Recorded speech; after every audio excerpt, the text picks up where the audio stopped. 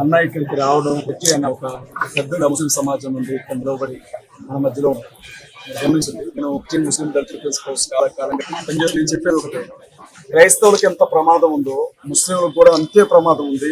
ఈ హిందుత్వవాదంతో దళితులు కూడా అంతే ప్రమాదంలో ఉంటారు. మనం చేయి కలుపుకొని నిలబడిపోతే మనల్ని చంపేస్తారు అని మొదటి నుంచి చెప్తా ఉన్నాం. ఏది ఏమైనప్పటికీ దుర్ఘటనలో మనం కలవడం అనేది చాలా బాధాకరమైన విషయం. నేను ముస్లిం సహోదరుల మీద నింద వేయాలని కొంతమంది మాట్లాడినప్పుడు కూడా ఒకటే చెప్పాను, ఇది పవిత్రమైన రంజాన్ మాసం. ప్రాణం ఇస్తారే తప్ప ప్రాణం తీరు ఈ మాసంలో ముస్లిం సహోదరులు. కాబట్టి దయచేసి వారి మీద నింద వేయాలి అన్న ఆలోచన ఎవరు కూడా చేయొద్దు అని చెప్పి చేతులెత్తి నేను అడుగుతా ఉన్నాను. పోలీసులు ఇన్వెస్టిగేషన్ చేస్తారు, ఫర్దర్ గా వివరాలన్నీ బయటకు వస్తాయి.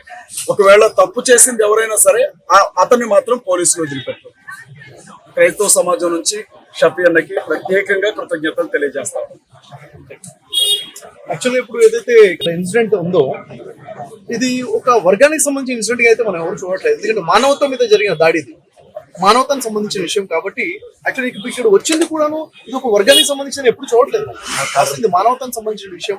అయితే నిజంగా చెప్పాలంటే ఇప్పుడు క్రైస్తవులు ఇంత సహనంగా ఇక్కడ వెయిట్ చేస్తున్నారంటే మనలో ఉన్న విశ్వాసానికి ఒక సైన్ అని చెప్పాలి, ఒక ప్రతీక అని చెప్పాలి. అయితే ఇప్పుడు పోస్ట్ మార్టం స్టార్ట్ అయింది, దాదాపు 2-3 గంటల్లో కంప్లీట్ క్లారిటీ మనకి రాబోతుంది. అయితే ఇప్పటికి కూడా మనస్ఫూర్తిగా కోరుకునేది ఏంటంటే ఇది ఒక యాక్సిడెంట్ అయితేనే చాలా బాగుండదు. కానీ అక్కడ చూస్తుంటే మొత్తం పరిశీలిస్తే మాత్రం ఇది యాక్సిడెంట్ కాదు, ఏదో జరిగింది, కుటుంబం జరిగిందని బలంగా అనిపిస్తుంది మనకి. అలాంటిది కనుక ఉంటే మాత్రం ఖచ్చితంగా మనందరము జస్టిస్ కోసం నిలబడతాము. యాక్చువల్గా నేను ఇక్కడికి వచ్చిందే జస్టిస్ కోసం నిలబడాలి. ఎప్పుడైతే నాకు అనిపించిందో నిన్న మార్నింగ్ నాకు తెలిసినప్పుడు అరే పోస్ట్ వచ్చినప్పుడు అనుకున్నాను ఇది ఎవరో ట్రోల్ చేస్తున్నారేమో, నేను నమ్మకం కలగలేదు. పడనోళ్ళు ఎవరో ఉంటారు కదా ట్రోల్ చేస్తున్నారేమో అనుకున్నాను. తర్వాత యూట్యూబ్ లో ఎప్పుడైతే వీడియో చూస్తున్నారు నిజంగా ఇలా జరిగిందా అన్నప్పుడు నేను కొంతమంది కాంటాక్ట్ చేశాను, వెళ్దాము పలకరిద్దాము ఇంటి వారు అని చెప్పేసి.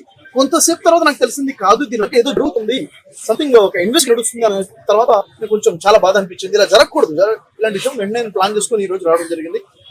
నేను ఉంటాను ఇక్కడ, ఎందుకంటే రిపోర్ట్ రావాలి, నాకు క్లారిటీ ఒకటి రావాలి. ఎందుకంటే ఇది